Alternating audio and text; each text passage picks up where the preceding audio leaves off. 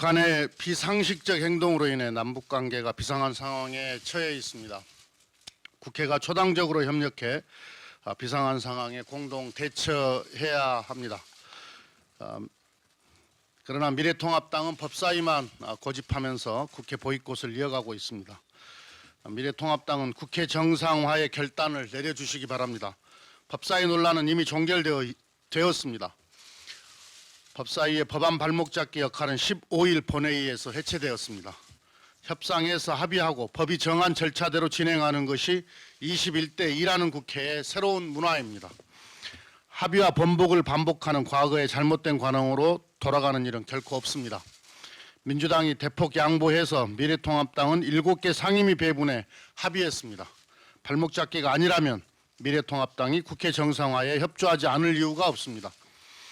정쟁과 당리 당략도 국가 비상 상황 앞에서는 내려놓아야 합니다. 2010년 연평도 포격 사건 발생 당시 야당이었던 민주당은 장애투쟁을 접고 국회 국방위와 외통위 소집을 요구했습니다. 또한 초당적으로 협력하겠다는 입장을 분명히 밝히고 정부의 안보위기 대응을 지원했습니다. 이제 미래통합당의 차례입니다. 국가위기 앞에서 야당의 초당적 협력이 무엇인지 행동으로 보여주시기 바랍니다. 국가안보와 국민 안전을 지키는 국회의 책임 앞에 여야가 따로 있을 수 없습니다. 미래통합당의 공당으로서 국민을 위해 현명한 선택을 해주시기를 다시 한번 당부드립니다. 북한의 저급한 불량행동 엄중히 경고합니다. 북한이 사실상 외교 공간인 개성연락사무소를 폭파한 데 이어 우리 정부의 대북 특사 제안을 공개한 것은 국제 관례상 있을 수 없는 일입니다. 당국 간 비공개 대화를 공개하는 것은 정상 국가에서는 도저히 있을 수 없는 불량 행동입니다. 북한이 고립에서 벗어나 국제사회의 일원으로 행동하길 원한다면 다시는 이런 형태를 보여서는 안 됩니다. 북한은 더 이상 우리 국민을 실망시키지 말아야 합니다. 북측은 더 이상 우리 국민을 실망시키지 말아야 합니다.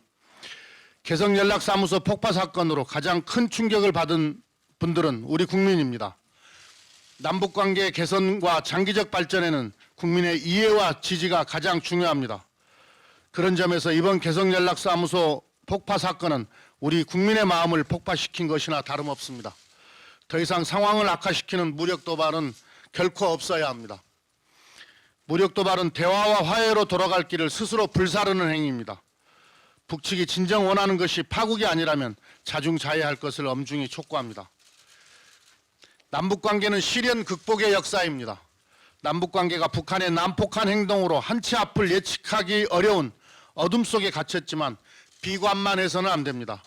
남북관계는 우여곡절을 극복하며 앞으로 전진했던 오랜 역사를 가지고 있습니다.